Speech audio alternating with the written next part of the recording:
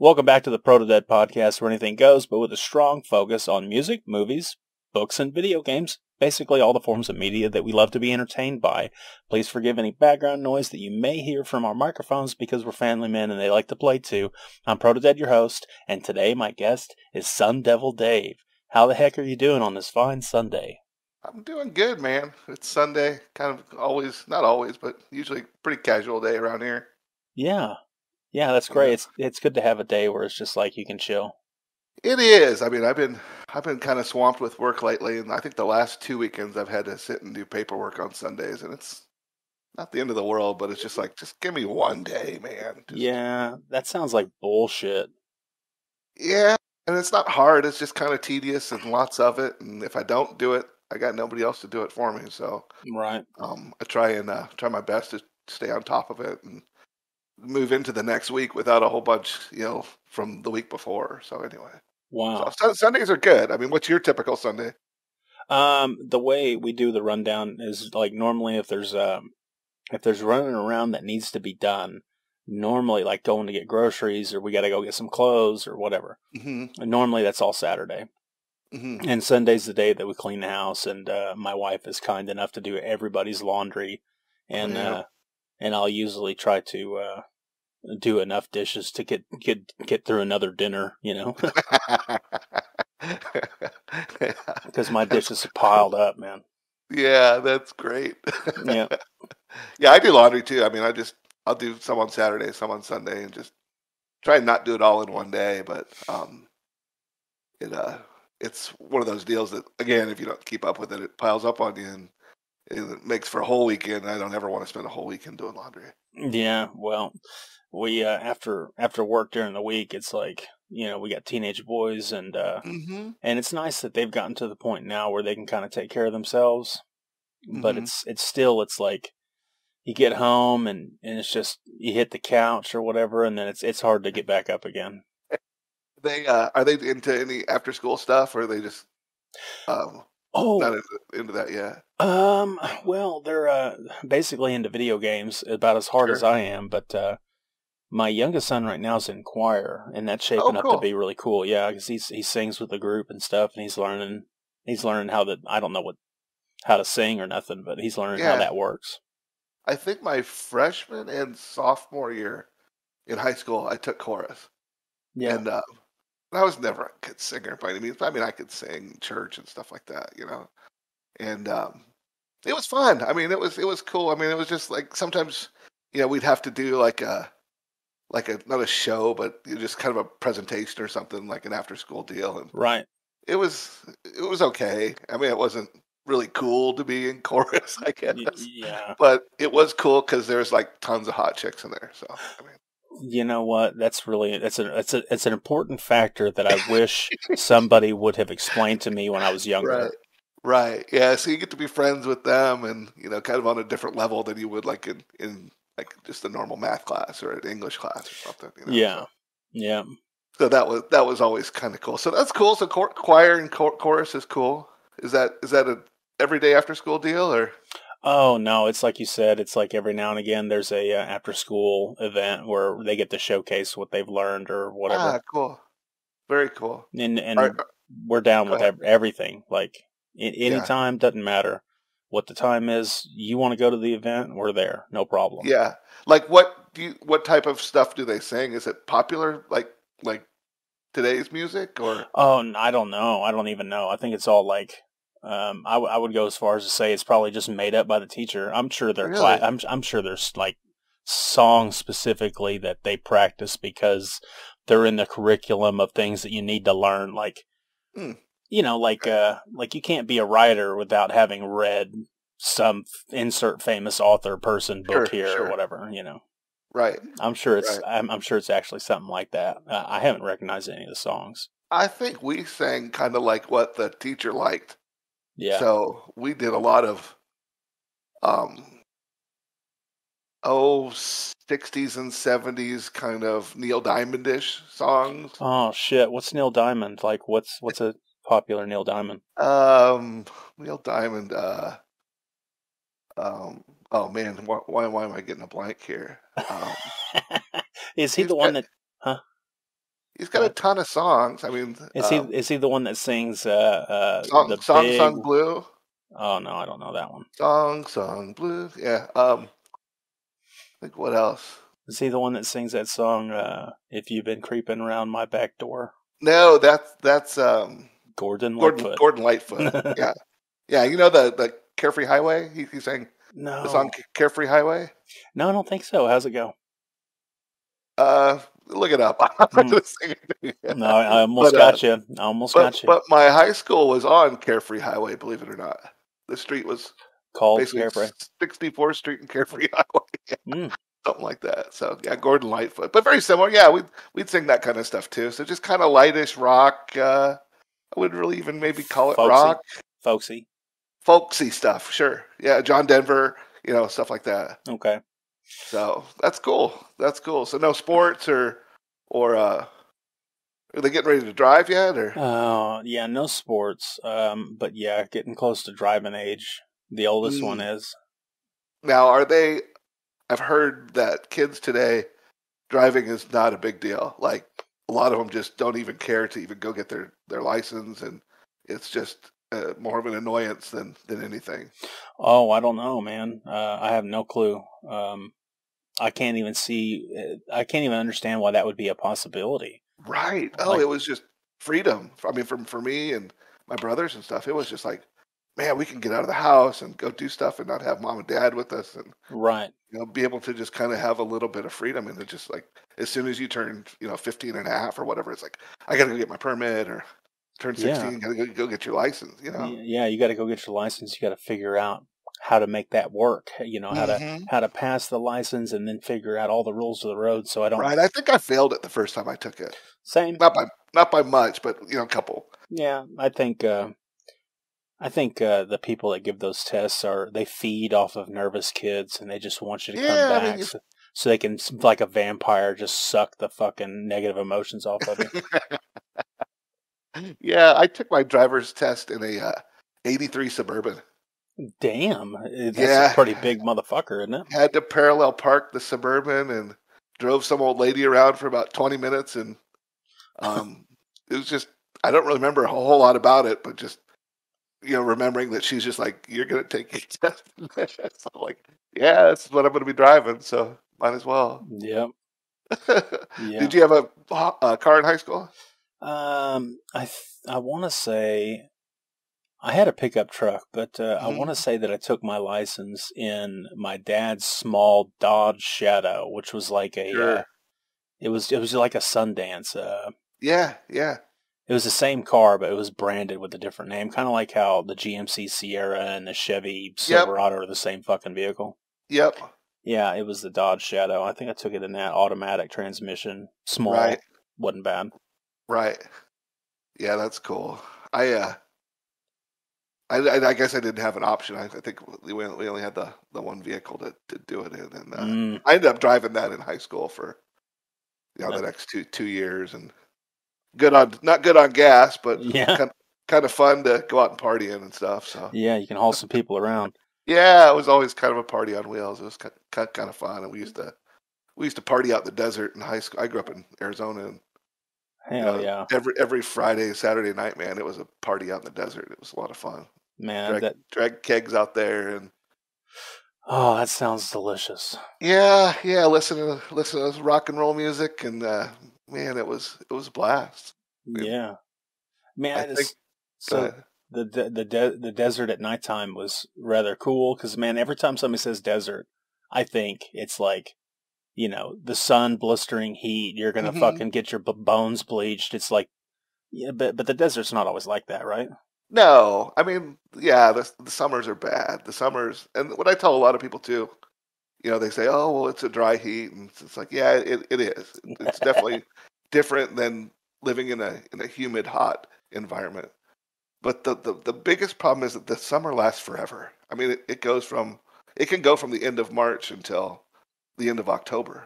I mean, in 100-degree days, just that whole. I mean, not the whole time, but damn near the whole time. And it's just you don't ever get that kind of reprieve and the break from it, like sometimes you do here, where storm system will roll through, and instead of being 95, it'll be 78 or 80, and it really feels like you've really dropped in temperature. Out there, it just doesn't do that. Oh, It's just hot all all the the time. damn time. Yeah. Oh, fuck.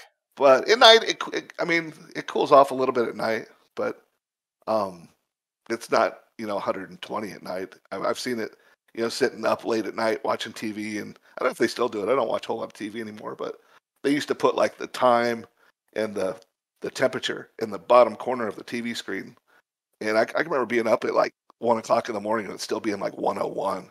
Oh Like, my gosh. That's like July, August type of weather.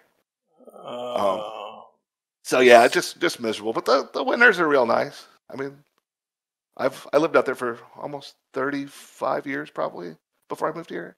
Mm. And so I got my fill, and I worked a lot of construction in it, and I got done with it by the time I knew better. Yeah. Have you always lived here? Yeah. Yeah. Maybe fortunately. I don't know. Maybe unfortunately. Yeah. Yeah. Any aspiration to ever live anywhere else? It would be cool to like. There's fantasies that I kick around sometimes whenever I'm daydreaming about how cool it would be to like live in the mountains. Oh yeah.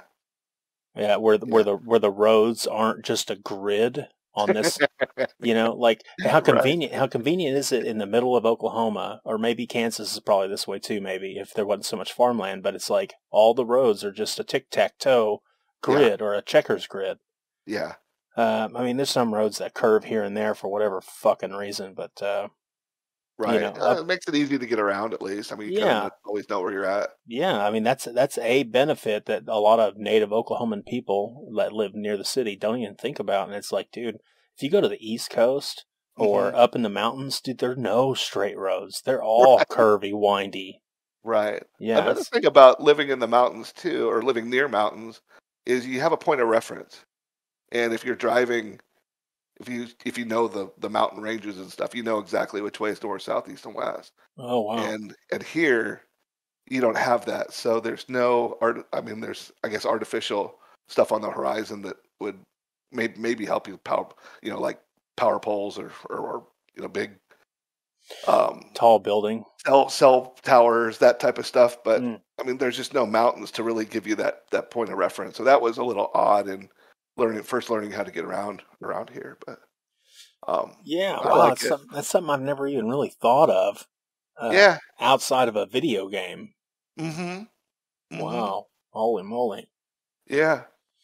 So it's different. I like it here, dude. I've been here for feels like close to 20 years now, maybe. Nah.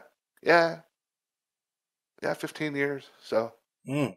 I'm not a native by any means, but it's cool. There's a little bit of getting used to, changes in weather and tornado season and Yeah, all that kind of stuff. yeah. It seems like tornado season actually has become less of a Mm-hmm. activity. It's like every year it gets milder and milder. It feels like, or it's actually moved further to the east, and other people are Sure. getting fucked up instead of us. Yeah, it's like I don't know how close you live to Moore, but I don't know who in the right mind would ever move or live in Moore, Oklahoma. Yeah, that's a It just gets thumped it. all the time. Yeah, it's definitely more Norman areas is the place that gets hammered, and even among Oklahomans, they're like, "Why would you want to move there? You're basically painting a target on your chest." Right, right. Yeah. Yeah, what's the closest you've ever been to like being in a tornado? Um.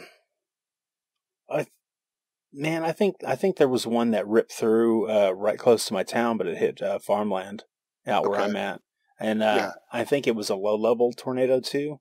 Mm-hmm. Um, there was a series of storms a few years back, a handful, maybe 5 years or whatever, and it was just a system that just kept on dropping tornadoes. Oh wow. It was like one of those ones where they say the storm system that rolled through the last 18 hours Yeah. across America, the middle of Mm-hmm. America, dropped 267 tornadoes or some shit. Jeez. And yeah, we had one that came real close. There's been some times where we left the house and went to go Really? find some place to like. You don't have a storm shelter or a Freddy hole or anything like that? What's a Freddy hole? hidey hole or freighty hole. Maybe I said it wrong. Oh It's yeah, those little concrete bunkers that they sell. yeah. I want to That get they one. they bury 3/4 of it underground, and it's got a door and a vent on top of it, and you could probably get maybe a family of 6 or 8 in it. Yeah, I want one. We need to buy one for sure. We've been talking about it for a long time, and we haven't Yeah, pulled the I don't trigger. have one. I don't have any kind of. I mean, I have an interior bathroom that doesn't have an outside wall. That's pretty much what I use if we get something that comes through relatively close. But man, where I live, it's just we haven't really knock on wood, we haven't had any kind of major activity like that here. So Yeah, that's good, man. you don't want to get complacent, but still, it's just like, man, I don't want to spend 2 or 3 thousand bucks on a safe house that I'm never going to use. Yeah, that's just gonna fill up with spiders. Spiders, yeah, and I was questioning it too. Is man, okay, it's underground, so it's going to be underwater level if you get flooding with it too. That sucker fills up and maybe the door can't open. I mean, you're going to drown in that thing. I think it would be really hard for water to get into it because like it's supposed to be all sealed up beneath Sealed ground, up, right? yeah, yeah. And So I've seen ones that you put in your garage too, like under the slab yeah, of your garage floor, yeah, and that may be an option too. But I don't know. Like I yeah. said, I'm not afraid. Those things are really great for changing your oil too. You just drive your vehicle up in Right? there. Yeah, you get oil change bay. Yeah, Absolutely, that'd absolutely. be awesome to have. I was down in Oklahoma City probably, man, it's got to be 15 years. Right after I first moved here, I took a job as a home inspector, and I was down in um, Oklahoma City area, and there was a tornado going through there, and the sky turned green, and I was on I-35, and I just kind of stopped underneath one of the Overpass. overpasses there because it started to hail like golf ball to, I don't want to say baseball size, but just maybe a little bigger than a golf ball, and it thumping my car, and Shit. I'm just like, what am I doing? What am I doing here?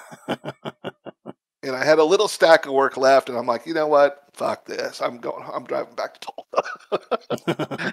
And it ended up chasing me up 44. I mean, you know how that route goes, where they all Yeah, kind of form down there west of yeah. They go Norman that and way. Moore, and they take that 44 corridor up all the time. And Yeah. a lot of people get hit, but man, I was just like not having it. I'm out of here. Yeah, yeah, all the I guess it's the geography. It's like where the Gulf is and the warm air and the humid, Hmm. and then like the mountain range is too tall, so things can't like pass over it, and the airflow's all Right, fucked up. So because the Rocky Mountains are where they're at, and then the plains are so low and shallow and flat, it's like so all the storms move northeast, right? right. Once they hit the middle part of America, they move northeast. So yeah, man, when we have a storm that moves southwest, Ooh, that's when I'm that's like, odd. what the Yeah, fuck is going on? yeah, that's just not normal. It's Yeah, all. You're right. It's yeah. always Am from. I in a am I in a nightmare? Ripping my hair out. Oh man, yeah, yeah.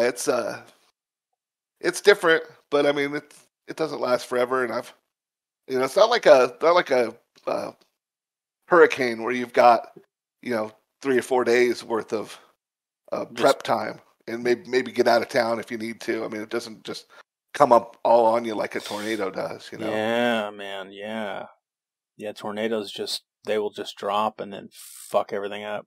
Right? Yeah, we had one in here, I guess, maybe 3 or 4 years ago. It was before I moved, and it hit about a mile away, and it blew up like a donut shop and like a trailer park, and You hate to see it. yeah, I mean, yeah, it sucks, but it was close enough to where it's just like, oh man, I mean, you can hear the sirens going off, and I saw a big old tree branch break across the street. I'm like, oh, I'm going inside. Donut shop got fucked up. Of course, the trailer house was, that was a write-off to begin with. They always get hit. Yeah, yeah, yeah. This is one of the same trailer parks that got flooded out a couple of years later because it's in a floodplain. It's just like, just bad karma living in that place, man. Yeah, yeah. They knew the risks when they signed up to rent the place. Right, right.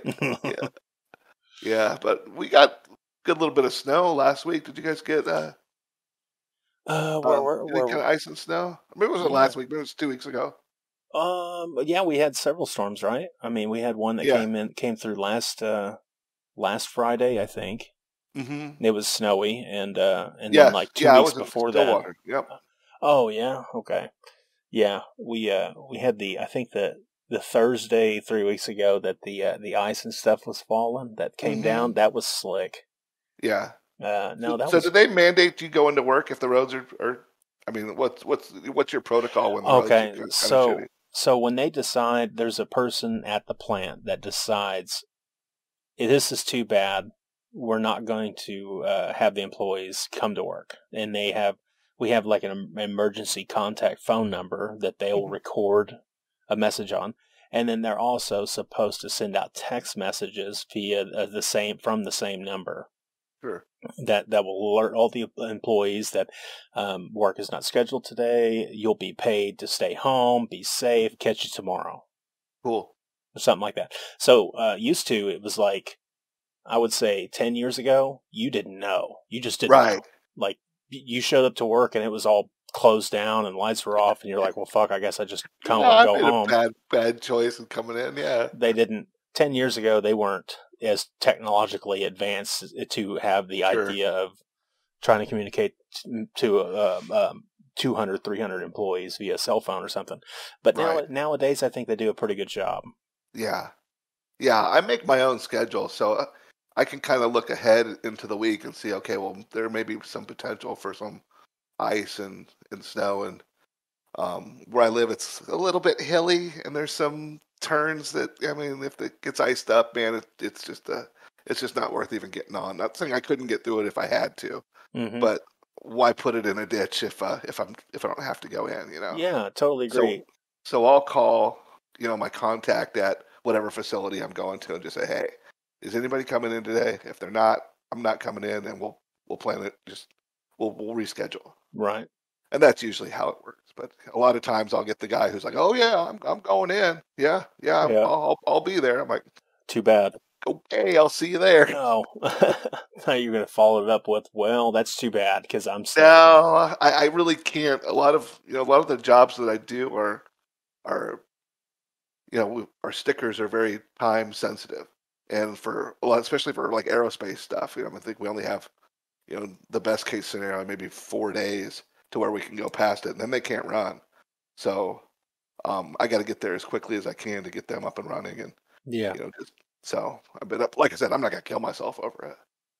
Yeah. It's just not worth it. No, I totally agree. And there was a time, wasn't too long ago, where I every time something like that happened, where I didn't plan to have the day off, and it was like, because we only had so many vacation days that we could take off, and any additional days you were penalized Hmm. for, you got in trouble and stuff.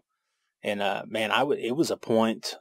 It was a factor that would give me anxiety and stuff. And it's like, Really? yeah, I mean, because I was like, oh my gosh, do I, tell them I can't come to work today and stay home and be safe, or do I just risk it? Am I being a pussy if I don't just like go? And Yeah. and I would sweat about it, and man, anymore, because they've increased our vacation time. Hmm. I got a really cool supervisor that tries to be as understanding as possible, Yeah. without giving me a bag of shit over taking a day off. Because Right. I've had supervisors a long time ago in the Oh. past that would just be like, it was hurting them personally that I wasn't Oh. coming in. That, you know what I Yeah. mean?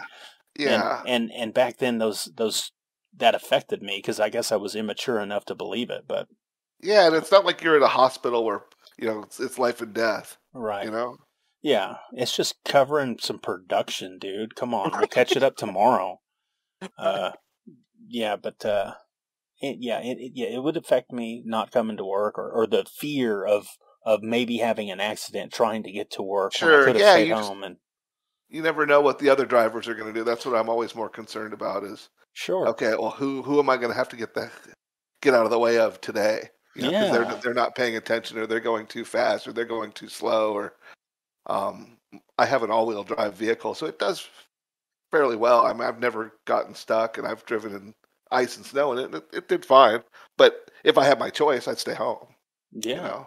yeah, yeah. You got to be smart. You got to be safe. Um, but I think me personally, I didn't feel I don't think I felt supported in staying home and being safe until maybe the recent past, like Yeah. I would say the past 8 years. Yeah. Huh. Well, at least it's better now. I think it's way better now. I think it's way better. We get, How far do you live from work? well, I don't know how many miles. I don't think anybody could tell you that, Yeah. or kilometers or anything like that. It's like, it takes me 30 minutes to get to work. Oh, wow. I'm on the highway most of the way Yeah. too. So Yeah.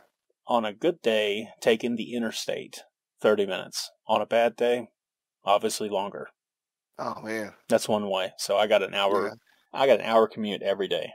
Oh, man. I used to do that. I mean, I drive a lot now for work. I mean, I do interstate business, so I mean, I'm driving a lot anyway. But when I had an office job, I lived I think it was like 17 and a half miles from where I lived, and it was an hour drive one way each day.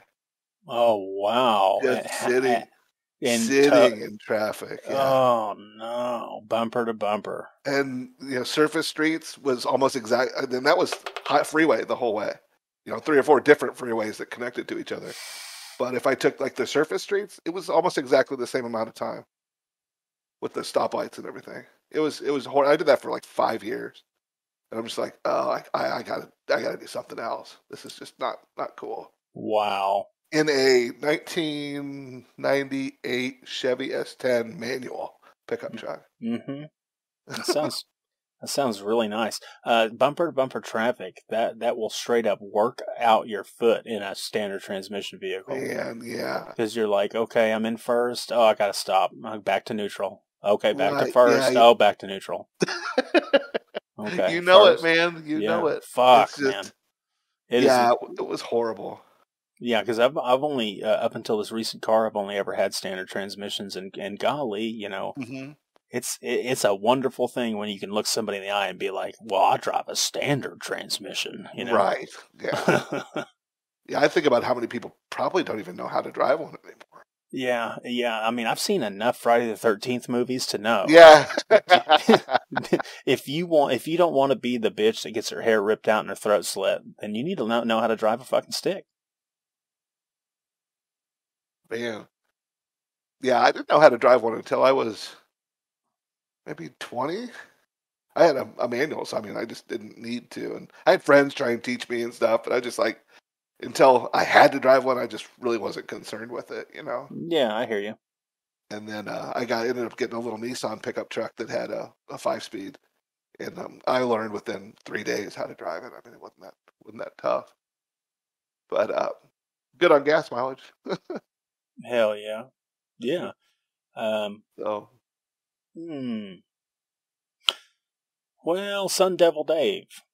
Yeah. That's your code name. Yeah. That's your internet name. How'd you come by it? How'd you devise that? I grew up in Arizona. I went to Arizona State. Arizona State's the Sun Devils, and just always kind of followed the team, and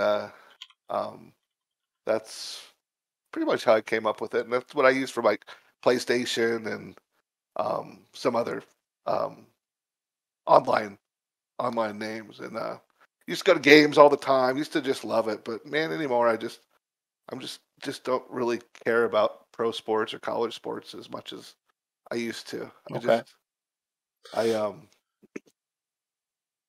There wasn't one instance that made me just say, oh, I'm done with this. It's just kind of over the years, and I saw this in some relatives too, that I just couldn't understand why they just didn't care anymore.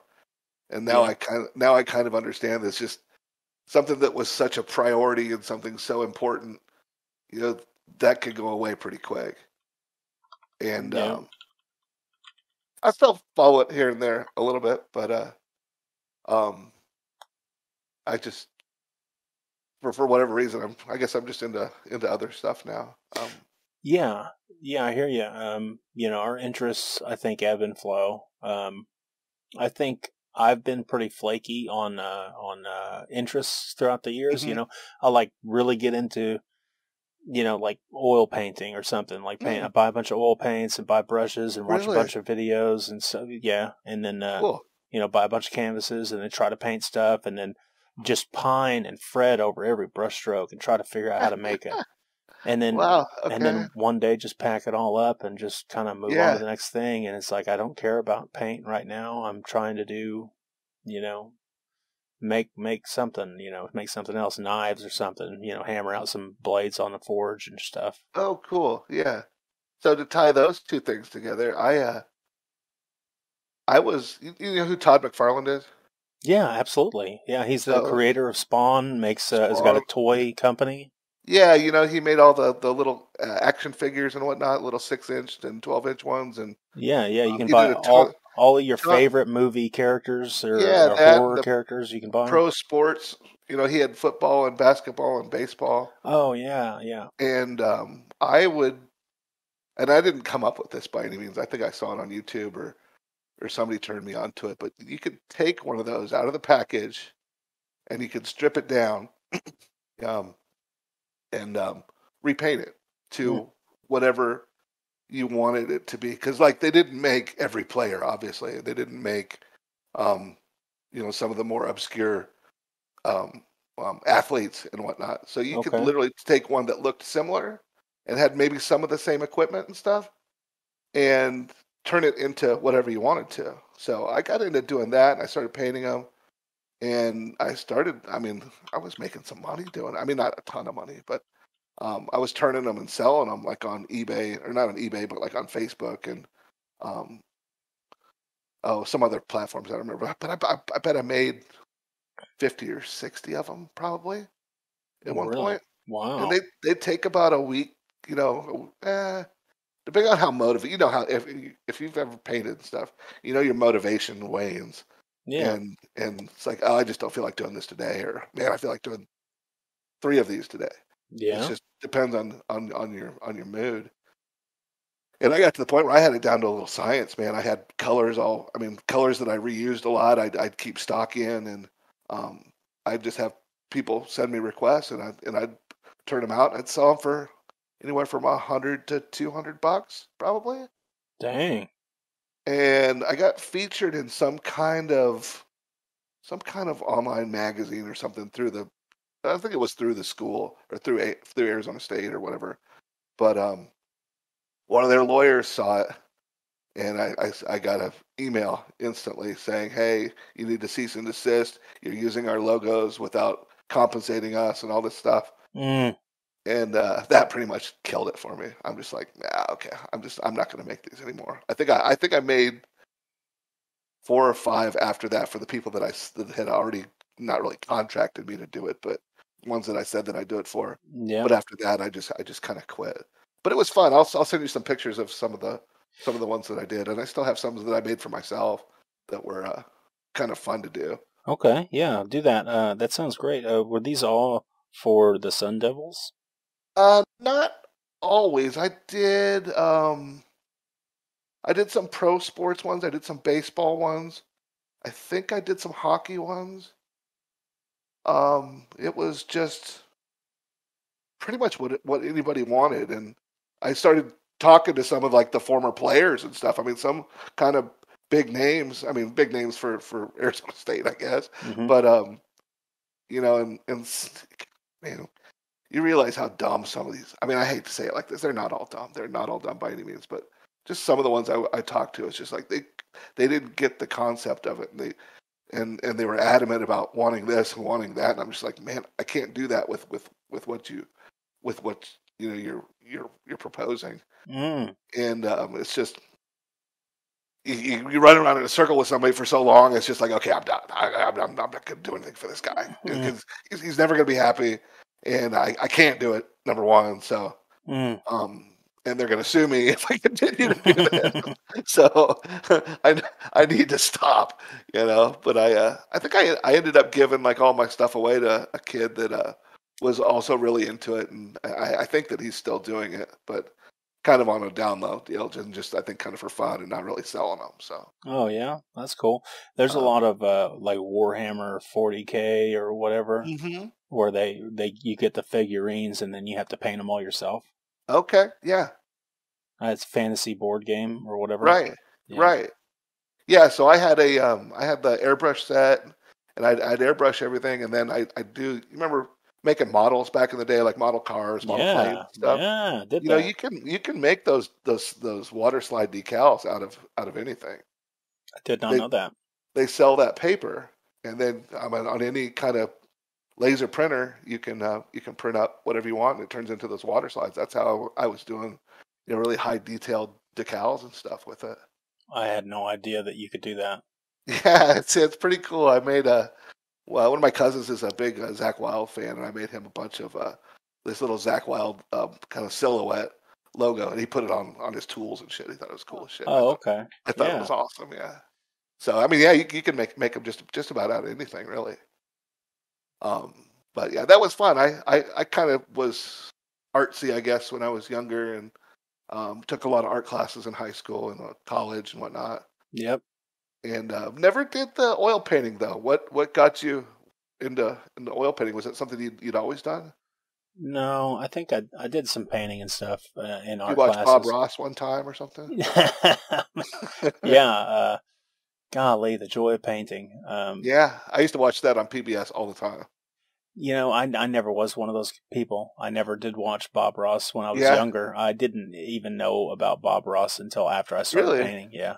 Oh wow, I only painted like 5 or 6 paintings, and they were really? all real small. Yeah, I was crafting them. I wasn't just slapping paint on the canvas. Mm-hmm. I like had a concept and I was trying to execute it. Each one was a project, and I think I What just. subject matter? What do you mean? Well, I mean, like sceneries Oh, or portraits or. just abstract stuff. Oh, okay. Just really, really weird, um, weird stuff. I think one of them is my logo that I got on Discord here. It's a Yeah, hand that looks like yeah, it's held up against fire, yeah, kinda.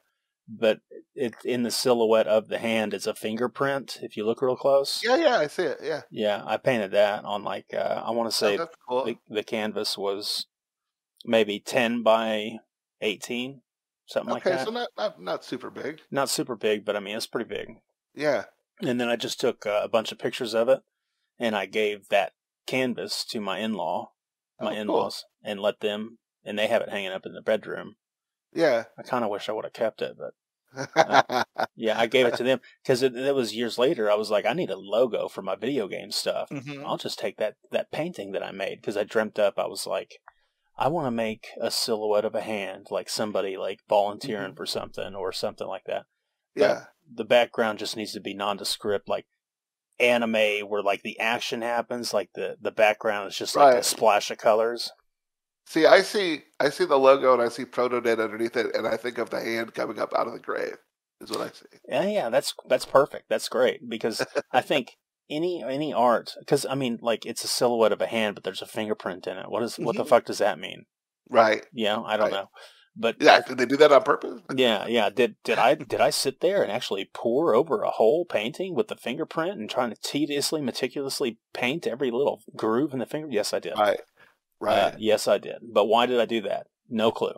Uh, Yeah. other than I wanted there to be enough in the painting that people can impose their own thoughts and ideas, because Yeah. art really works. Like abstract art only works if other people can dream up what it means. Sure. Because if it's something like character art, like Wolverine, right?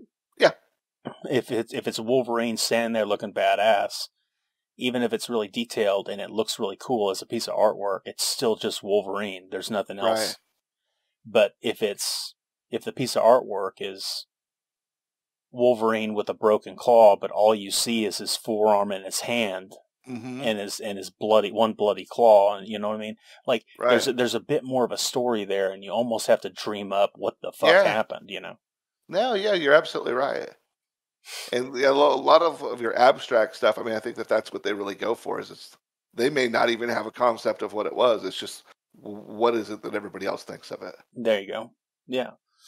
And I So think did that's you take a lot of classes? Any classes in fine art? not fine art. No, No. I didn't get. I wasn't able to go to any nice places that had fine art. We had average art. Okay. Yeah, no, I was always into art, so Yeah. You ever always, take any architecture classes or any kind of like um not like what am I thinking of? Yeah, maybe like architecture or like art history classes. no, no architecture. That seems like something to do with building and construction, Mm-hmm. and that sounds like work, and I don't like work. Yeah. You know what Yeah, I always thought was cool was um the architects that could build the models of the houses or a building or whatever. yeah. And it was scaled down with the little trees and little Ooh, walkways and all that. Oh man, like just models. yeah, it was just the detail that went into it. Then they go and they'd build the house or the building and it would look just almost exactly like it. Just really good for depth perception and scale, I guess. Hmm.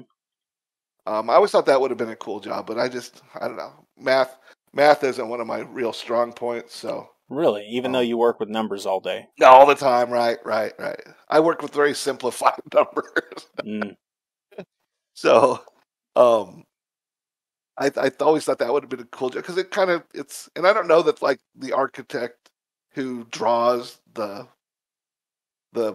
structure is the same guy who makes the diorama or the scale model for hmm. it. That may be a whole different occupation. I really don't know, but I always thought that would have been a fun job. But again, it gets tedious. Hmm. And it's like, oh, I don't want to do this today. Yeah, I think in architecture, you have a lot of engineering that goes in there because you have to understand the Hmm. tensile strengths of Yep. everything and the mechanics of how gravity is going to yank on all the stuff that you're Correct. putting up. And Right. yeah, because if it collapses and falls down like a It's your bridge, ass. yeah, Yeah. it's yo ass. And Oh I think man. the thought of me being responsible for hundreds of citizens' lives, I think, is too much responsibility for me to bear. Yeah. Yeah. Well, you can always just go off of other people's work. Yeah, copy and paste. Control C, Yeah, Control V. yeah, that's Yep. right. Oh no, I hit Control X. Sorry. Whoops. Yeah. Oh man, I never did any car painting. I always thought it'd be cool, maybe to paint like cars and whatnot. But Yeah. I never. I mean, I got a Chevy truck that's sitting out here that needs a paint job, and I would never dare do it myself. But if I knew somebody who had a shop, I'd probably go in and learn how to spray. That'd be cool as shit. I like Yeah. watching some of those shows where they just do those intricate ass paint jobs on these cars and trucks. Man, it's like, oh man. Yeah, yeah, or even just the plain colors. Just Hmm. just figuring out how to hold your wrist in such a way to lay down the paint in an even Right. layer. Like that takes a lot of skill. Yeah, I mean, just cocking your wrist a little bit, I guess, can change the tint and And it get you almost a different color. maybe, or it'll make it run, and because you laid too much paint down in one Sure, spot, and then you got runners, and sure. yeah, Yeah, I mean, I thought that would be a cool gig too, but I was told back in the day you'll never make any money as an artist. You got to be dead to make any money as an artist. So yeah, I didn't follow that career yeah. path. I think uh, I think for 95% of us, there really isn't any money in anything in True, America. Yeah, that's true. I mean, the dollar is garbage right now. I mean, they say if you can buy anything right now, buy food because the food will only be as cheap as it is today. It's yeah. it's just going to continue to go up, and Mm, if you got to buy a big ticket item, it'd probably be a good idea to buy it now because they're all going up, and if you can even get it, the supply chain's so jacked up right now, hmm. microchips and all that. I'm not an expert at any of it, but I know that going to the grocery store and what I used to spend, I'm almost spending double that now. Same thing, at the gas pump. So, Yeah, it's crazy. and I don't know what we can do about it. I mean, do Uh, we own our own gas or do we not own our own gas? yeah, man. I don't know what the plan is. I don't know what the deal is. I don't know who controls anything. I know that I feel like I don't have a say. Even though in America, we are the freest nation Right. in the whole globe. The Right. citizens here claim to have the most freedom and the most ability to incite change within their own country, and yet I live here and I feel like maybe we don't. There's nothing you can do. I There's feel, really nothing. you know, and I'm not a real big political guy. I mean, I'm trying to learn, and maybe maybe my interests have changed a little bit over the past couple of years, where like maybe I'm mature enough now to start keying into the political debate and start listening to it. Like, Yeah. because maybe a handful of years ago, somebody could talk to me, you know, Republican versus Democrat or conservative versus liberal or whatever, and none of those terms stuck. I couldn't cross reference them with each other because I didn't give a shit, and I just washed all that stuff right out of my memory. But I think now I'm starting to hold on to that stuff a little bit, and I'm starting to pay attention to it.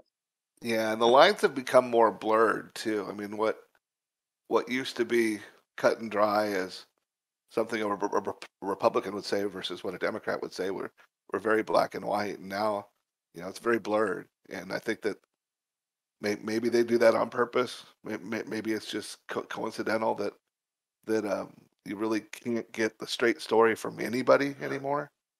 Yeah. You know, I mean, I feel like we're in a position where, like you said, we have all these alleged freedoms, and yet we all feel like there's nothing we can do. I mean, we go and vote, but you know, the people that I've, as an example for who I've been able to vote for president throughout my life, I think it was Bush 1 was the first one that versus Clinton, I think was the first election I voted in. And it's just like I hate both of these guys. And then the next election comes up, I hate both of these guys even more. I mean, the ones that I would kind of like to see get a chance, they never do. They never do.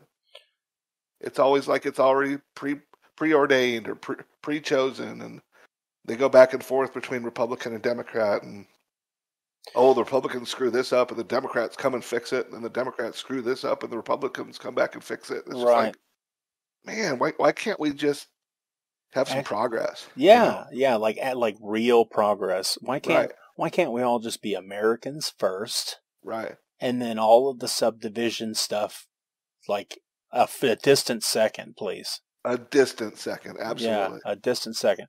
The whole two-party system, I think, is bullshit. Yep. It doesn't make sense to me that there's so many people that have pledged allegiance to the red group or to the blue group. Why isn't there like 5 different divisions, all with competing ideologies or complete and some would have similar overlap.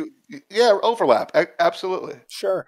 Absolutely. I mean, to me, that makes much more sense than having this big group and that big group, and then we actually have independents right here, or we have whatever buzzword libertarians is the new one. We got this group here, but those people don't get the spotlight. They don't get the microphone. No one, the vast majority of the citizens have already been bought and paid for. Well, not bought. They've pledged allegiance a long time ago to the other group. So it's like, oh gosh, yeah, it's frustrating, and you know, you feel like you have a voice, but you know, just nobody's listening. Yeah, or I feel like I have a voice, but I can't see where my voice made a difference. Or how it's been counted, or anything like that. Yeah, I mean, you think about just the tax revenue that they bring in every year just from the the workers, people like you and I going to work. Yeah, and it's an enormous amount of money.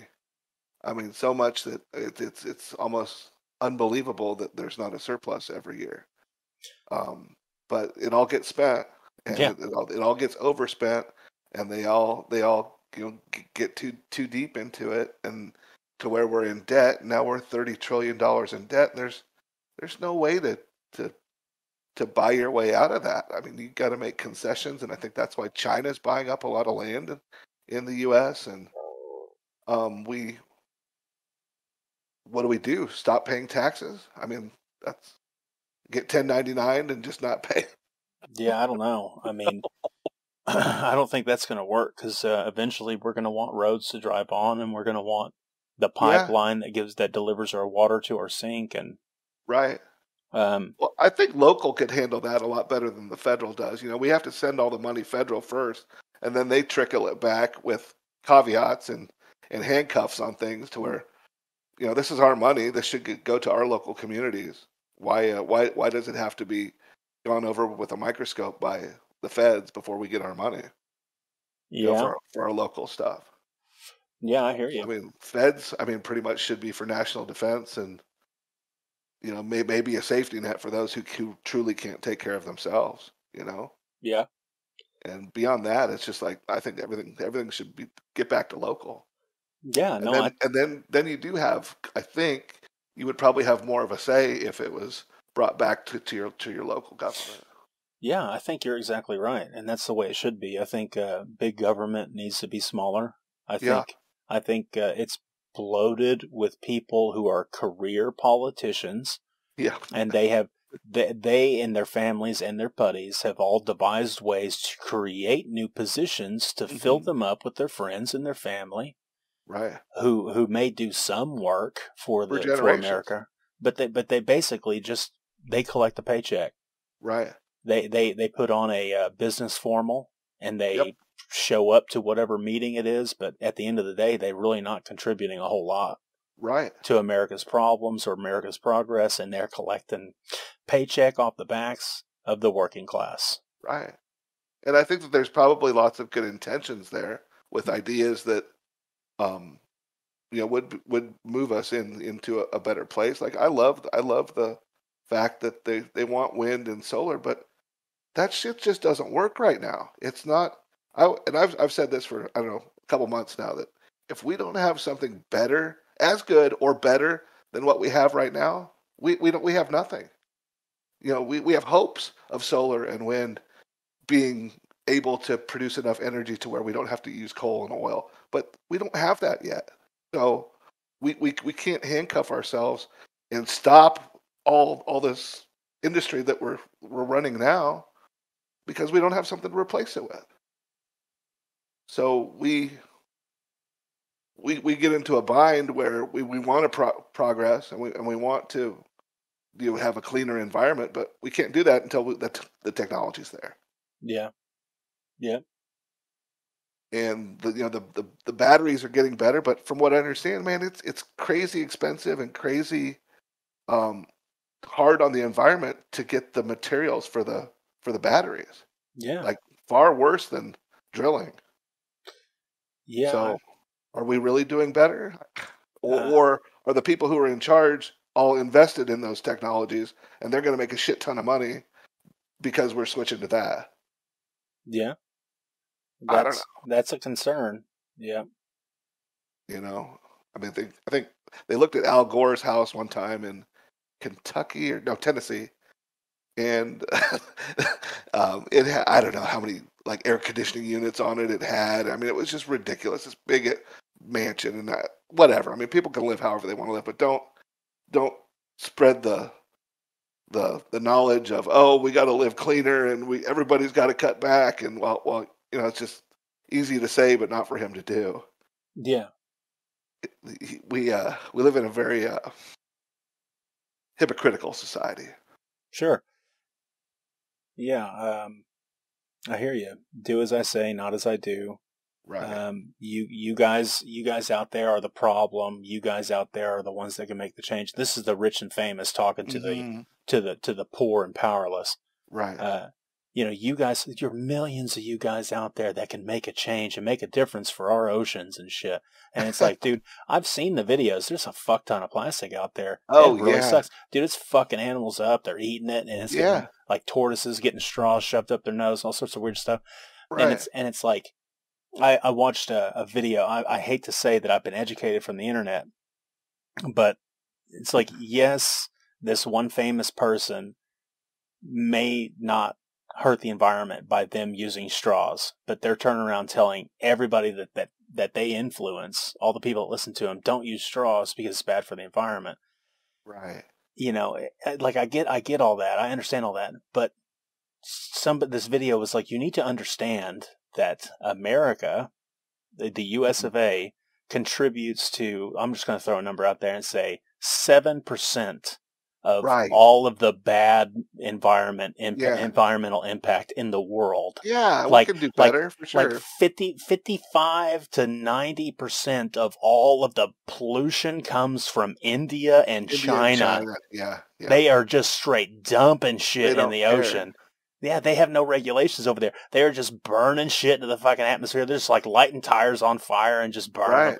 And like China's just like dumping all of their waste shit straight into the mouth of the Mayo Zedong River or whatever it's called. And is that the Mekong River? Is this because that they're still considered developing countries? And I think I read that somewhere that China and India can do that because they're still just developing countries. They're not to the level that America and the UK and Australia are, or Japan is. It's like bullshit. We all live in the same year. I mean, they're not living in 1940. They're living in 2021, 2022. Yeah. You know? Yeah, you got it. You're exactly right. But it's like, I don't know how true that video was, but it opened my eyes to this concept that constantly we are fed information as citizens of the U.S. as though the rest of the world doesn't exist. It's so true. You know, we're delivered information through the filter that America's the only one that does anything to the planet, and America's the only one that can fix anything. Right. So it's like, okay, so this whole, I don't even want to get into recycling because that whole recycling thing's a crock of shit. But it's like the pollution thing, and then like you, the citizens, can make the change, while me, the rich and famous, can continue to go party, and drink Chardonnay or whatever it is they drink. It's like I know you've seen where they have their big summit meetings in Geneva or someplace. It's usually in Europe somewhere, and they all fly their Gulfstream jets, and it's just all of these $1 million airplanes that are just suck fuel. Yeah, none of them ride together. They're all there on their own, because they're so important. Yeah, on their private jet. Right, it's just the hypocrisy of it all is just kind of what gets me the most. It's just like, and I'm not a fan of them, but there are a couple out there that walk the walk, and that's cool. If that's what you believe in, and you're willing to walk the walk, good on you. Yeah. But that person is so few and far between anymore that you just don't really even know what's real anymore. Sure. Yeah, I can't make every problem my problem. Yeah, we've all got our own set of issues that we got to deal with, and we can expand out a little bit to try and help our neighbor and that kind of stuff. And but beyond that, man, it's just like I don't have the time of the day. Yeah, I totally agree. I totally agree.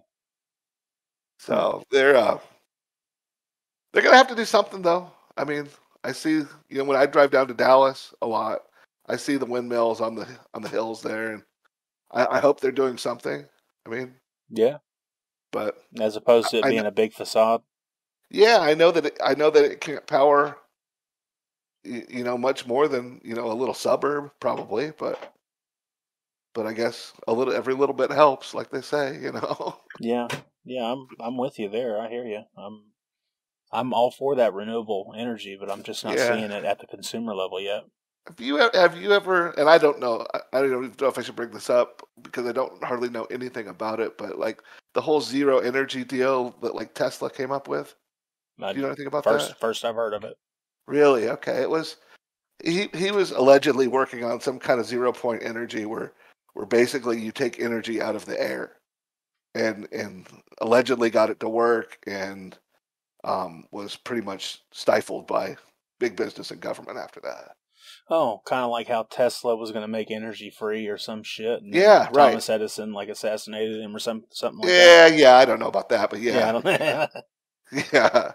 So, I mean, who knows? I mean, maybe that technology's out there, and why if we really want to make an alternative move to fossil fuels, I mean, that would be a way to do it. But I think a lot of people are going to lose jobs and industries collapse on themselves, but new industries may arise. I don't know. Yeah, I think unfortunately, I think that's what needs to happen, because that's, if you look back in history, that's what's happened. Right. You know, throughout the course of time is new industries, new jobs, new whatever services are created, and they take off, and then eventually they get superseded by new technology, and those old ways of life die out, and everybody that remains in the wake of that, they have to adapt or whatever. You know, I mean, we still have the horse. Yeah. I mean, the horse got displaced by the horseless carriage and the car, but we still got horses, so you don't have to totally get rid of everything. Yeah. You know, it's like, okay, we got to go shoot every horse in the head now that we've got cars. There's no other purpose for them. Right. And then the Kentucky Derby's like, now hold on a minute. Hold on a minute. We like gambling. Just hear me out. I got a question for you. What's up? What is your most watched video? My most watched video on YouTube? Yeah. Is my Rattlesnake video. See, I thought it was going to be that. Well, yeah. It's like 300,000 views. Is it really? Yeah. Something like Holy that. Shit. Yeah. Did I show you that one? No, I've seen it. I think I watched it. Did you watch it because you were like looking at my channel and you were like, oh, look at this one? Yeah. So you picked it. Did you pick up the head after it was dead? After it was like all the way like dead, like super dead. Yeah, because I picked it up. Yeah, they can still bite like a long time after they're dead. I kind of have a feeling that I said that in the video. Yeah, there was a preschool back where we grew up, back where I grew up out in Arizona. Yeah, and it was an old lady's house, and it was kind of out in the middle of nowhere in the desert. But it had a little yard and stuff for the kids to play in and whatnot. And I guess there was a rattlesnake in that yard. And watching your video reminded me of this story. Okay. And the kids, found the rattlesnake, and the lady came out with a shovel and killed it, I guess. Mm-hmm. And they were going to go bury it, and one of them, I think, picked up the body with the shovel and threw it in a hole and buried it, and then picked up the head with her hand, and the head bit her hand, and I think she lost like 3 fingers. Damn. After it bit her, because I don't remember if it was the type of rattlesnake that attacks your cardiovascular system or the one that attacks your nervous system. There's 2 out there that they look almost exactly the same, but the toxins do something different in the venom. Yeah. I think she lost like 3 fingers because of it. Damn, man, that's rough. That sucks. Yeah. I mean, that'll keep you from playing piano. Yeah, I just know that you don't touch that shit ever. Yeah, there's really no reason to ever touch it. But I mean, I think once the head's been set. So for context, real quick, for anybody who may be listening, I have a video on my YouTube channel that I really don't promote at all, because it's like the video is like really popular and that's great and stuff. But that's not the only thing. It's like you build 1,000 bridges. Yeah. You may be a bridge builder until you suck one dick, and then you're a cocksucker, for the rest of your life. So we cut this. My dad, he found this rattlesnake down at the house. Rattlesnake was near the dog that he loved, and the dog just was freaking out because of the rattlesnake. So my dad was like, okay, this is an easy choice. I already have an array of tools. We live in the country. We have an array of tools to choose from, and he picks up, I guess it was the shovel. I mean, it could have been a sharpshooter. Yeah. Sort of. I don't know what it was. He picked it up and just took the thing's head off, and he covered the head up with the shovel, and he took the body and moved the body away, and then he came back and picked up the head with the shovel, and he put it up where the dog couldn't get to it, and then he called me, and I came down, and I started recording. I wish I would have recorded as soon as I walked up, because I didn't even think about it. I didn't have any inkling to make a video to share to people at the time. Sure. This was way before I watched YouTube for anything other than a once a month, like how to, clean all the dryer lint out of my dryer or some shit. So, yeah. For context, rattlesnake video, my dad cut the head off a rattlesnake, and then I play with his dead body. basically. What's your thoughts on YouTube? I have my Mm. I think I have a love-hate relationship with it. Yeah. Yeah. I think it's a great tool, like you said, if you need to learn how to change the oil in a car or figure out the best way to make chocolate chip cookie. I just random shit like that you Yeah. would maybe used to ask a friend or somebody to help you with. Yeah, I think so. I think 20 years ago, that's pretty much how I used YouTube. I didn't use it for music because I had CDs, you know. Correct. I Yeah. didn't use it to try to like watch movies for free or Hmm. whatever. It was like I need to learn how to fix my door lock on my automobile because my lock is stuck and I can't get it to come up. Yeah. Somebody else has got to have had this problem, and hopefully they uploaded a video. So how-to videos was the big deal, and YouTube has exploded in the past 15 years to encompass anything ever you would ever want to Yeah. upload at all. It's I don't know if you've done this lately, but have you logged into YouTube without your personal account before? I mean, recently? No, no. I mean, Go and try that sometime. Get on a computer and don't log in uh-huh, with your uh, credentials and right, look at what the general public is watching. It, it's like it's idiocracy. I uh-huh. mean that movie should not have been a how-to movie. Yeah, I mean, it is just stupid stuff, and they have literally millions of views. And it's yeah, like who? And I don't know the demo of everybody who's on YouTube, but I got to assume it's a relatively large swatch of society. It's mm-hmm. not just kids, but it's just some of the shit. I mean, it's just man, It's mindless. it is absolutely mindless, and there's with no potential to learn anything and or a lesson learned. It's just man, if I got to see one more picture of some dude with his mouth open like he's in shock, in Yeah, the oh my god, yeah. That's a gimmick. That's what they call a gimmick. yeah. But Uh, I guess it helps sell clicks. Yeah, and these people that upload to YouTube, like when I first started uploading to YouTube, I didn't really care about people that I didn't know watching the video. I Yeah, uploaded it to YouTube as a way to share the video to somebody else so they could see what I experienced. correct. And I think as I've progressed over the years, I really feel like I look at that number of how many people subscribe to me and stuff, and Hmm. I look at it and I'm like, man, I just can't wait to get to 1,000. That's the goal. I mean, if I can get to 1,000, I can turn on monetization and maybe I can earn a small, Have you seen it pittance on the side. slowly tick up, or did it kind of all come at once? I have a YouTube channel myself, and I think I have 3 followers, and I've never asked anybody to follow me on it. Yeah, I think I've posted a couple of flight sim videos on it, and yeah, just because there's a cool option in flight sim to just send one directly to YouTube, so I just did that. It's not yeah. like I That's wanted easy. anybody to see it. It's Yeah, I hear you. I think.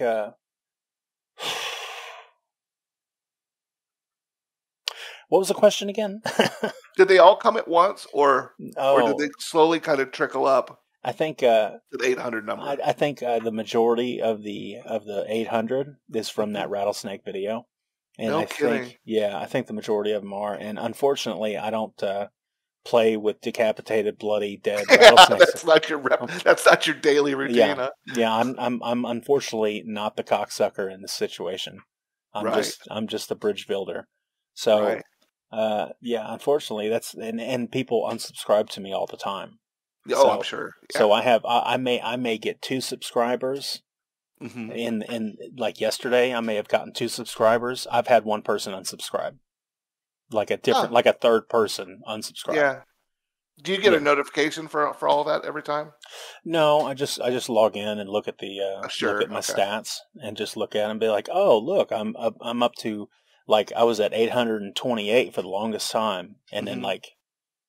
like for like a week solid, I had nobody subscribe, and then I went to like 833 or something, and I was like, oh, cool. I gained 3 or 4, 5 followers, and then I was back down to 828 like the next day. Sure. And I was fuck. And there's really no YouTube alternative. I know that there's like Rumble and BitChute and Vimeo. Vimeo. Yeah. But they just don't have the quantity of help videos, you know? Oh, yeah. Help videos. I said shit, didn't I? Yeah, well, they have shit too. I mean, some of them you got to like get through some racist shit on them, which YouTube, I mean, I'm all about free speech. People can say whatever they want. I don't get offended. I just, the person is who the person is. Okay. And yeah, I would go as far as to say I'm very similar. I don't actively seek to get offended. I find that the people that choose to get offended by something else somebody else says, they're particularly weak. Right. Unfortunately. Right. But regardless, you have to kind of filter through some of that stuff on some of the other video sites that don't filter as much as YouTube does. Oh yeah, or outright like block it. Or straight outright block it, right? Yeah, so what you're saying is some of these other sites you get on there and you peruse, you may run across some hateful racist stuff. But it's not everything. I mean, sure, no, I get. But that's life. I mean, unfortunately, you can't shelter yourself away from society. I mean, unfortunately that's part of society, and if people don't get aware of it, or they have no awareness of it, I guess is a better way to say it. It's far more shocking, maybe when they actually do see it. Yeah, I totally agree. I think what's interesting is people may see, like for instance, if I say, I'm all okay for free speech, and then they say, well, what about this racist stuff? This video right here. Look, we just logged into Vimeo, and the first video I pulled up is a guy, going on about how much he hates, or a female going on about how much he hates this demographic of people, or this whatever the case may be. And I say, maybe it's okay that person can voice their opinion. Yeah. And they say, well, don't you hate that stuff? And I say, yes, maybe I do hate that stuff, but you know what I can do? I can change the fucking channel. Yeah, I don't have to click on it. I don't have to click on it. I don't have to sit there and listen to it. Just because I heard it in a movie or on a video doesn't mean that I have signed up and pledged allegiance to their ideology. I just got exposed to it. It's not that big of a deal. Absolutely. I think people are just so thin-skinned now and looking for any kind of thing to be upset about. Correct. Yeah. That we've become kind of a wussified society. And, man, America's like, just imagine if the EMP blast happens today. Man. Imagine if fucking the infrastructure completely falls apart. How many Americans would perish because they don't know how to farm their own food? Oh man. How many? I mean, unfortunately, we are the weakest, probably. Yeah. Because we've been sitting. Like I'm not a prepper by any means, but I'm about as prepared as I can be for something like that. I'm as prepared as I can be too. I mean, within the realms of being a normal functioning individual, but I'm like I think of the people that live in the city and stuff. It's just like, man. Yeah, I think you had no idea ever leaving the city. I mean, you're done. You're there. Yeah, and you'll be at everybody else's mercy. The people who will be ruthless and become marauders, you are going to be at their mercy. Right. It is kind of nice to be on the outskirts of town. Yeah, I am too. I'm not as far out as I want to be. Yeah. But yeah, I feel the same way. Yeah, I have neighbors, but they're not close. I mean, we're not house next to house. I think my brothers live next door, and they're about a football field away. Oh yeah, that's good. Having family close is real good. Oh yeah. And I got a cop buddy who lives across the street. He's cool as hell. So we got a good little neighborhood here. Hell yeah. Yeah, I live far enough out where I can step off my back porch and mag dump out of any of the firearms that I've got. Yeah, I can as well. Yeah, and then no one comes by to see what happened. No. Occasionally, I'll hear a neighbor doing that, and then I'll hear something like, it wasn't a firearm. It was some kind of more explosive device, Mm. probably. It was like, ooh, that was not a pistol. That was not a rifle. Mm-hmm. So I don't know what they're up to, but Interesting. sounds like fun. Yeah. Tannerite, probably. Tannerite, probably, yeah. Yeah, they were blowing up the microwave. Yeah, I haven't shot in the backyard in a while. I need to do that. I need to get. I need to buy some ammo. I need to get my boys out there, and Mhm. we need to shoot. Yeah, are they pretty proficient or not proficient? Not proficient. They've shot my 22 rifle when they were younger, but we haven't really had a reason to go out and shoot. Yeah. But we need to. I think it's something that they need to be familiar with. Yeah, I mean, you could find 22 now too. I mean, for a long time there, it was impossible to find it on the store shelves, but Yeah, you got it. I think you can find pretty much most anything anymore. Yeah, that's good. Yeah, I need to take several $100s and stock up on ammo. Yeah, yeah, I'm pretty good. I could always use more, but Yeah. um, I've kind of relegated myself to a couple different calibers and um, kind of weeded out of some other ones that were just kind of one-offs that I never really shot. And it's just um, I shoot 22 mag, um, uh, 223, 308, and 357, and that's it. Yeah. Yeah. I need to. I need to probably do the same thing. Maybe figure out if I really need that firearm or not. Right. It's a good time to sell. I mean, man, you get a ton of money for even an old shitty rifle these days. Yeah. Yeah. I would like to get another shotgun. I got a 12 gauge shotgun. Mm-hmm. I would like to get another shotgun. That would be nice.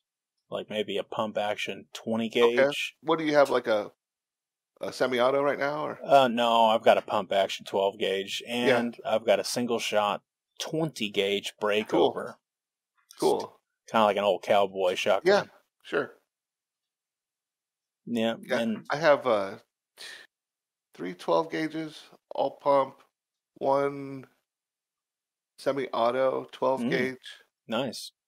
and I think that's it for shotguns. I don't own a 20 gauge or a 410 or anything like that. Yeah. Yeah, I mean 410s are okay, you know. It's snake gun, that's about it, yeah. Yeah, kind of expensive rounds even though they're Yeah, tiny. for what it is, you bet.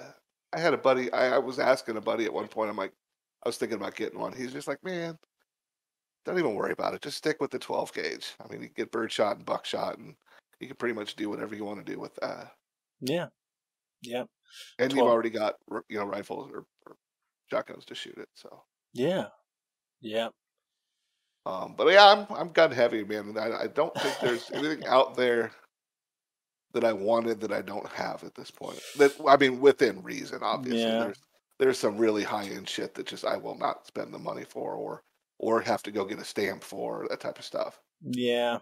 Yeah, I don't have the money to get a stamp for anything.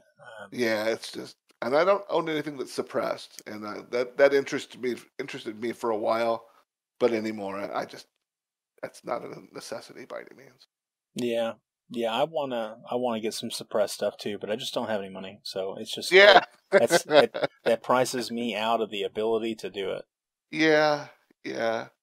There's I don't know, there's a couple. Arms List is good, and gunbroker.com is good. I mean, you can always find stuff, but are you willing to pay a premium for it in a world where they're trying to get rid of all this shit? Yeah, I wish I would have bought an AR-15 20 years ago. Really? You don't own one? I don't, actually. I wish I did. I don't. Maybe I'll sell you one of mine. Okay, that'd be sweet. What are you looking for? I mean, just standard AR? Yeah, standard AR, because there's so many different aftermarket parts that you can bolt onto it. You want a flat top or carry top? Flat top. Okay. I got a couple of those. Golly, really? Yeah. Okay. I'm single. I have no kids. I've never been married. What? I didn't know that. Yeah. Oh, well. So I've had some disposable income for the past 30 years. No, that's pretty sweet. Yeah. Yeah, that's pretty sweet, man. We So we yeah, started. yeah, you ought to come up sometime and we'll shoot. And if there's one you like, man, I don't need. I think I have 4 of them. I don't think I need all 4. Okay, that sounds like a wonderful invite. I will take you up on that, good sir. I will even supply the ammunition I if I got, I can got, find it. yeah, I got a ton of that too. I got a long barrel one, a couple short barrel ones, a flat top, a carry top. One was a pre-ban I bought like when Clinton was still in office. Ooh. Um, but it shoots straight. I like it actually. It's got a fake slash flash suppressor on it and stuff. It was all the feel good laws, that Uh, you couldn't have a collapsible stock and you couldn't have a flash suppressor or a bayonet lug on it. I mean mm. it's all the same rifle, but Yeah, but um, you can punch the pins out right for the stock, and then put the oh, I've done all that. Yeah, trust me. you can put the foldable stock back on there or whatever Yeah. collapsible stock. Yeah. Yeah, the only thing that I couldn't do is I couldn't change the barrel on it. I'd have to do a complete new upper on it Oh, okay. to change the barrel. But yeah, at least that's what I was told. Oh, okay. So, Yeah, I don't know. There's so a there's a guy that I work with that would know though. He's really mhm. into ARs, and he's got a whole Yeah, I think bunch. we all know that guy, Yeah, in one yeah. form or another.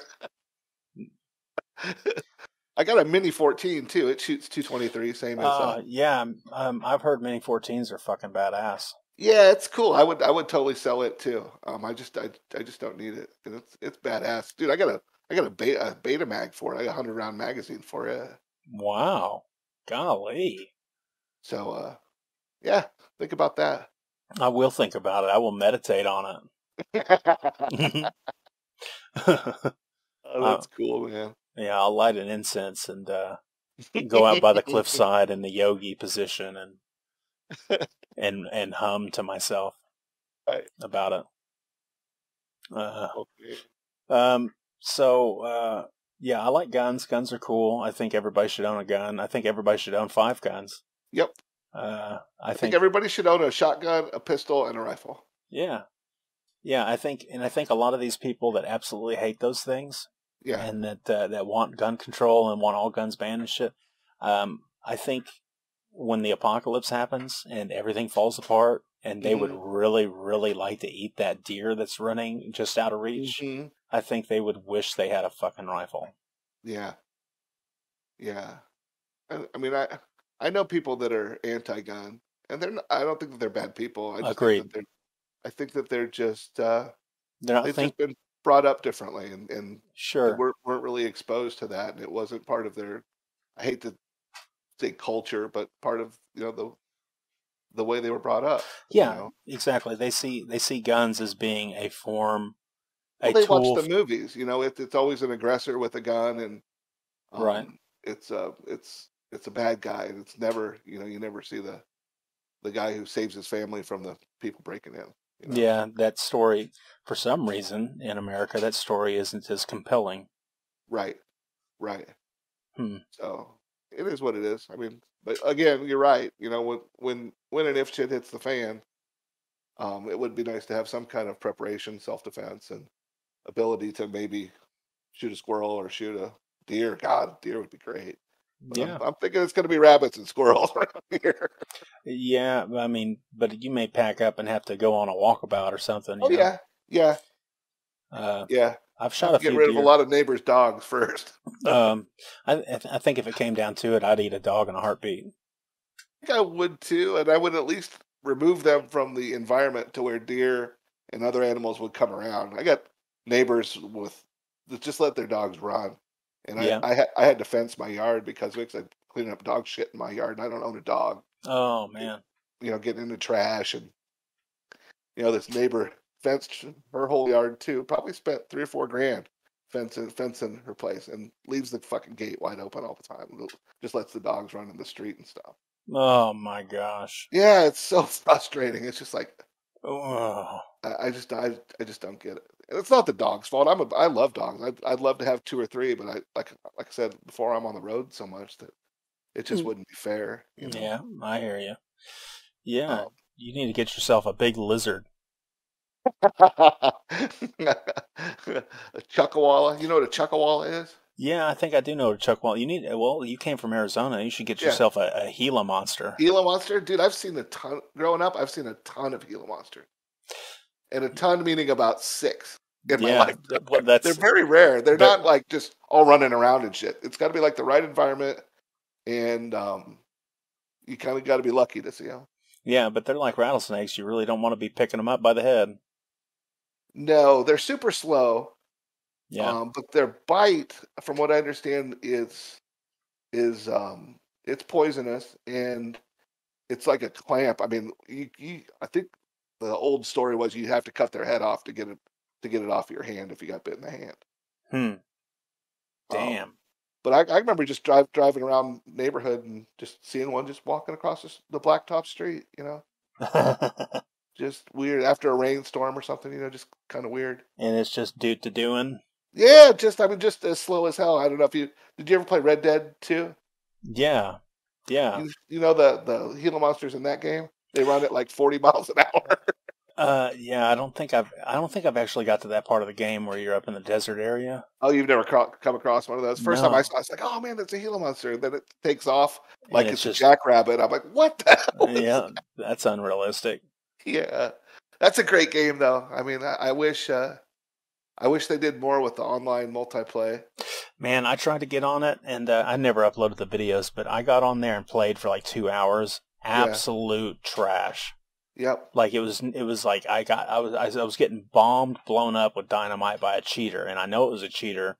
Yeah. Because he was a skeleton with 2 skulls. Oh wow. Like I don't know why it looked like that, but he would just teleport to me and just blow me up with like 46 of dynamite like immediately. This was on PC, obviously. Yeah, on PC. I had it on PS4, and it was just, I mean, it was fun to play with friends, but there's no private lobbies, so you're always having to play with a bunch of kids and people that just don't want to kind of like play along like it's the Wild Wild West. They just want to come and fuck with you. Yeah, they're griefing. Sitting there fishing and getting shot in the back of the head. It's just like, this ain't for me.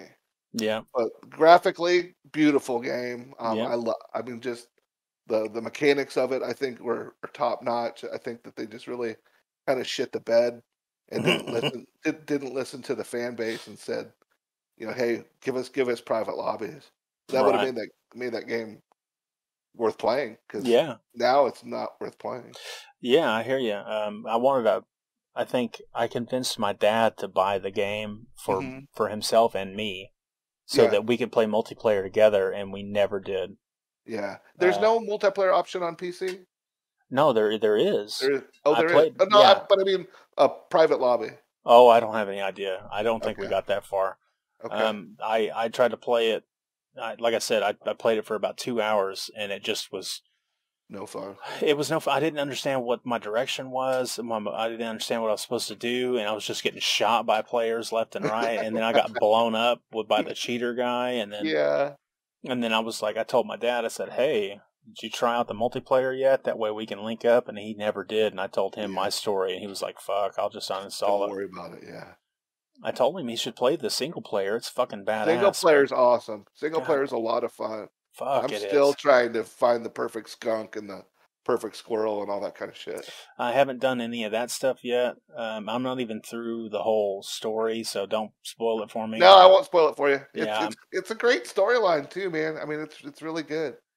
Yeah. I think that they invested most of their effort and time into single crafting. player. Yeah. And then the online was just kind of an afterthought, maybe. But well, they knew that they would be getting bucks. They'd be raking in money from the people that's willing to open up their wallets to buy the premium currency and buy the cool guns and all that stuff. Right. No, they just from the online multiplayer from Grand Theft Auto, I would think that they would have had. They had a good idea of what they were going to be doing. Right. Right. I'm thankful that Rockstar put as much work into the single player campaign as they did. Yep. Yeah. Yeah, I mean, are they ever going to come out with another GTA, or is it just going to continue to be DLCs? I think eventually they're going to have to, because they're going to want to tell a whole nother arcing story. They're going to want another single player campaign. Right. But man, it's been 8 years. It's been a long time. Yeah. Yeah. I mean, I still play it occasionally on PS4, and it's Uh, still fun to just kind of just fart around and go to the casino. I mean, yeah. but there's just nothing as far as like the side missions and stuff. It's just like, yeah, I'm done. Yeah, I think I got GTA out. I think I went through about 4 years ago, maybe 3 years Hmm. ago, and tried to play the whole game over again, and I got a quarter of the Oh way wow, through it, and I was like, I just can't do it no more. no fun. Yeah, I mean, I've already been there, done that. right, Um, right. my 6-year-old nephew loves it though. Oh, little kids love that game. they Yeah, they just love to shoot people to death and run them over. yeah, Yeah, yeah. They've man, I don't know what the number is now on the total sales for that game, but it's huge. it's yeah. I mean, I think I read that it's bigger than any movie ever made. As far as revenue. Yeah, which is a figure that some of these people anymore. You don't get these people that say video games or kid stuff or whatever. Right, But right. 20 years ago, you would Yeah, absolutely hear grown adults like mocking other sure, adults for playing video games. sure. And it's like, dude, look at this. Look at how this industry has exploded Right, in popularity and in right, revenue. right. Yeah, it's wild. Video Yeah. games has replaced the cinema. Yeah, I mean, I wasn't really a movie goer. I guess I was when I was like a kid in high school and maybe even a little bit after high school. But I quit going to the theater to see movies. I don't know why. I don't like crowds, I guess number one is part of it. And I didn't see the fascination in going to it. I guess, everybody's got a big screen at home now too, you Yeah. know. So you don't have to go and sit and watch a big screen when you can do that at home. So Yes, you're absolutely correct. Our privileged standard of living in America right. has increased to such a degree where we have a supercomputer in our pocket at all times, Yep. and we have every form of comfort available in our living room. Right. It's most of it's affordable. Yeah. Yeah. Good. I bought I think 85-inch TV for my game room, and Wow. dude, it was like $1,300. It wasn't Wow. that expensive. I think I got it on Black Friday. I didn't like stand in line for Brad. That's not me, obviously. Yeah. But I bought or Cyber Monday or one of those deals, and bought it online. Showed up a week later, unboxed it. It was like in 1,000 pieces. Like, oh, What? boxed it back up, sent it back to them. They sent me another one, and um, I've had it on the wall ever since. It's worked perfectly. Oh. Oh shit. So it was shattered, huh? Yeah, yeah, it got thrown around a little bit in the back of the truck. It looked like Oh. so first world problems. Yeah, first world problems. But I think the last movie that I physically went to and saw in the theater was World War Z with Brad Pitt. Oh yeah, that was a pretty good one. That was got to be 10 years ago, right? Yeah, yeah. I think you're right. I just for whatever reason don't do Yeah, movies. I do a lot of movies, but I do them at the house. We don't really get out and go, Hmm. we don't go watch movies at the movie theater very much anymore. Although I used to when I was younger because I worked at Yeah. the movie theater, but Oh, you did. That's right. You told me that. yeah, it was plenty cool at the Yeah. How was time. that? Was that kind of like you'd expect it to be? I think so. I mean, it's like a job like anything else, but Yeah.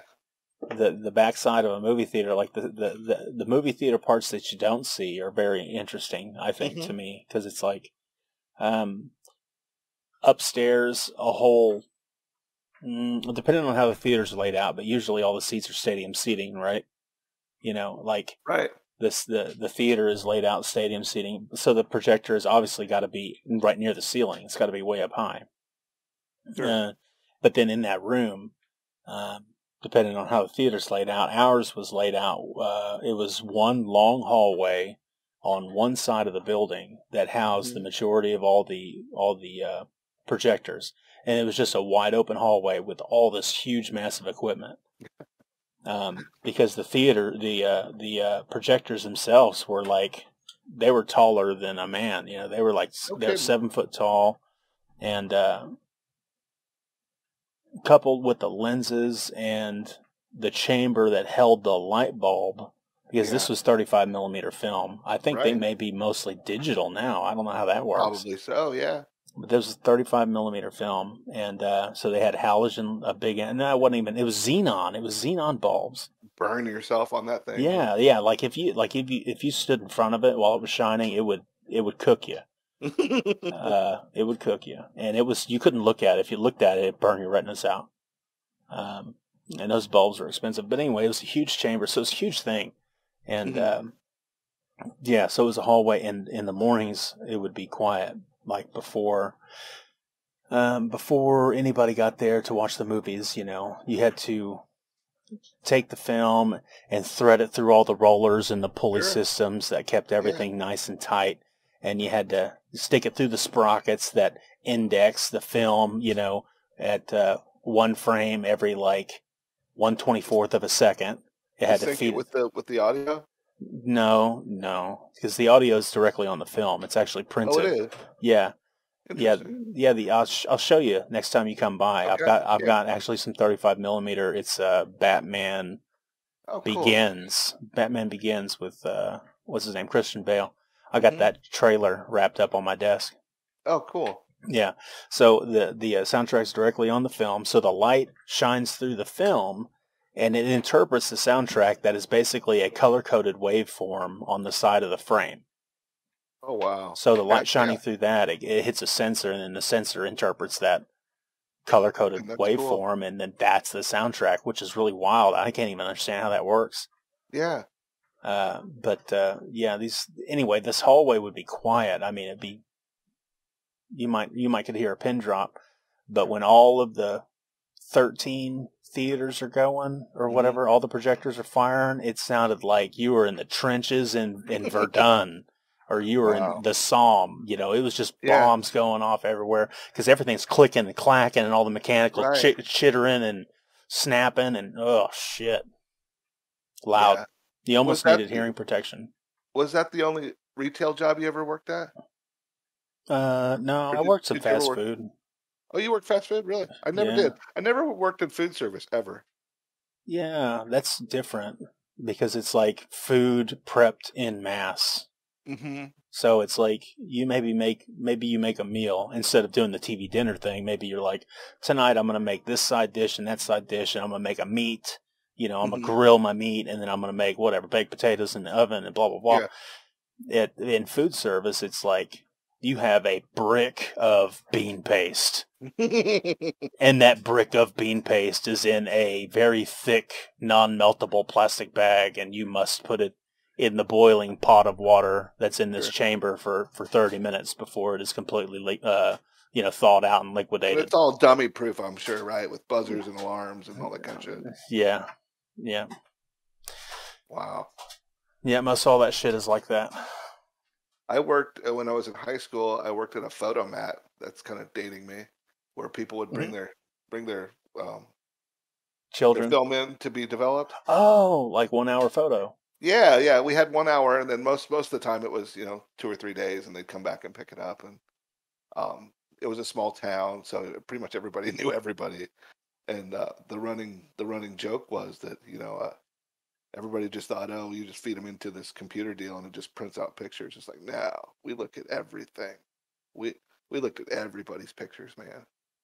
Why? You had to do that?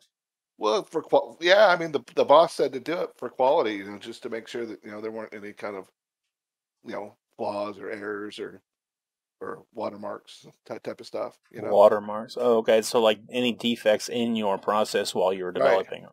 Right. Okay. So we'd have to go through and look at all of them, and it was fun. Okay. You got disgusting. I had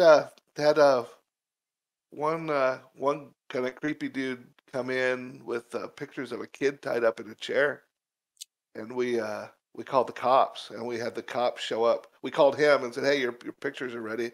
And then right after that, we called the cops met him at the door.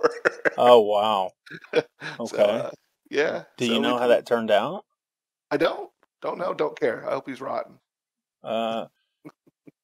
Yeah. Wow.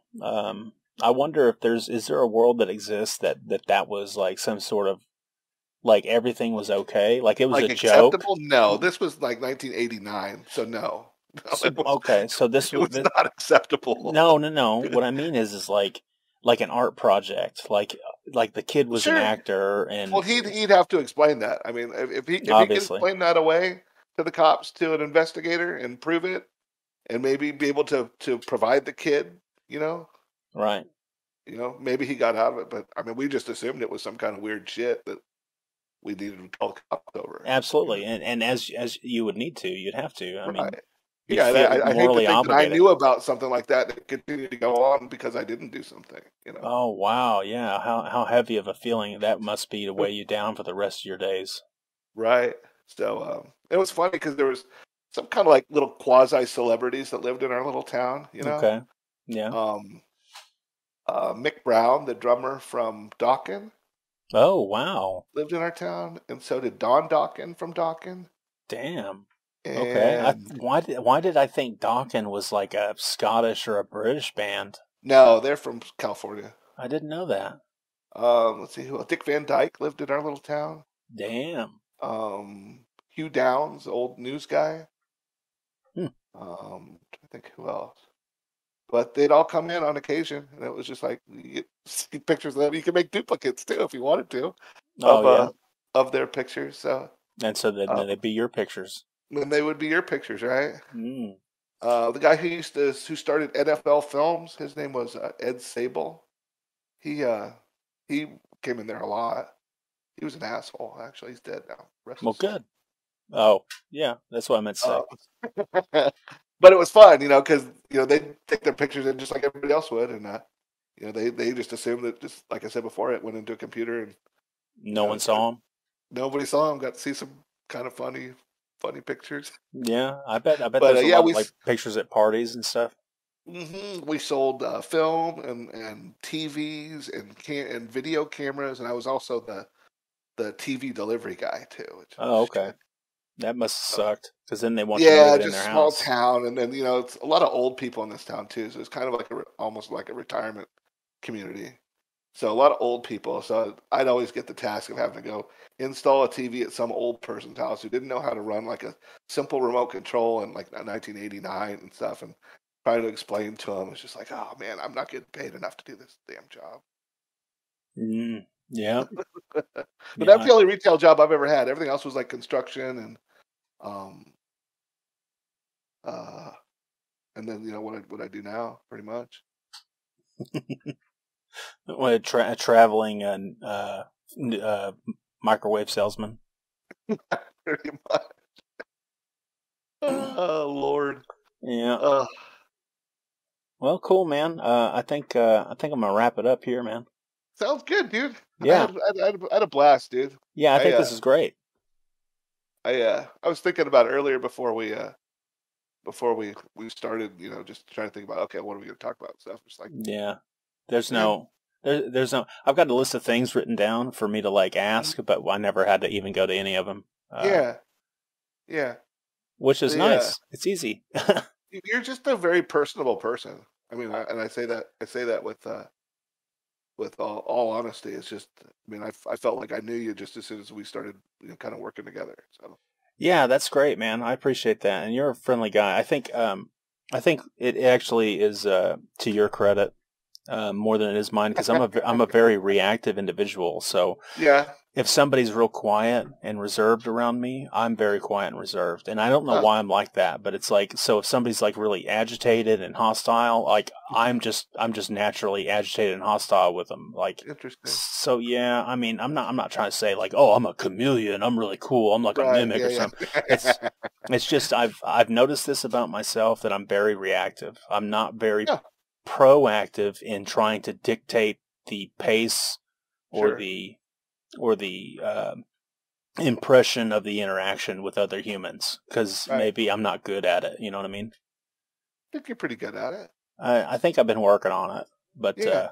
but yeah, I think it's because you are as casual and it's still professional, but very casual and very Yeah. friendly and very warm and very understanding, and you're super articulate. I mean, you know, I don't know about that. dude, you're super smart. You're a super smart individual. I mean, Well, thank you. intelligent. Yeah, Yeah. because you got to juggle a whole bunch of different things, and I can tell just by working with you and seeing how you work and how you conduct yourself. Most of the problems aren't real problems that No. you come up against because you're smart enough to solve them real quick, and they don't wear you down. You know, there's Smart enough to know that they're not going to fix themselves. You know. maybe, yeah, but there's some people I've noticed this about myself with some problems, and there's Hmm. some people that just even the littlest problems are just defeating, Yeah. and usually that's a sign of you having a severe lack of knowledge in that given subject, and you Yeah. don't even know it, you know. Right. Yeah, Right. so you're a super smart dude, and I'm really glad to have you on, and I Oh man, I appreciate you. appreciate it. Yeah, I it was I fun. appreciate you taking the time out of your day to do this, man. It Yeah, means a dude, lot. no worries. Well, I'd like to do it again. And, Yeah, yeah. When we do it again, we'll talk about some video game stuff, like more video games, more absolutely, movies.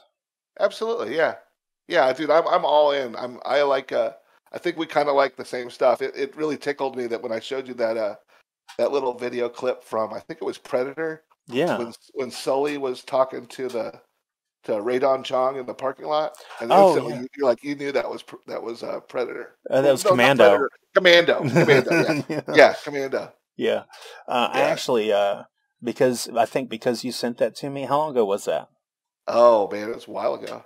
Yeah, I think because you sent that to me, I dug that DVD out of my Yeah. cart.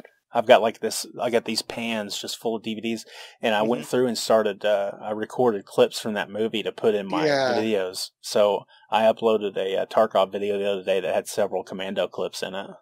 Cool. Cool. Yeah, I'll yeah, check that out. yeah. No, I'll send it to you over text message. I made a compilation video that's like all my best work. It's like Oh, right on. magnifique. So Oh, wow. Cool. Yeah, I'd like to yeah, see that. yeah, cool. Right on.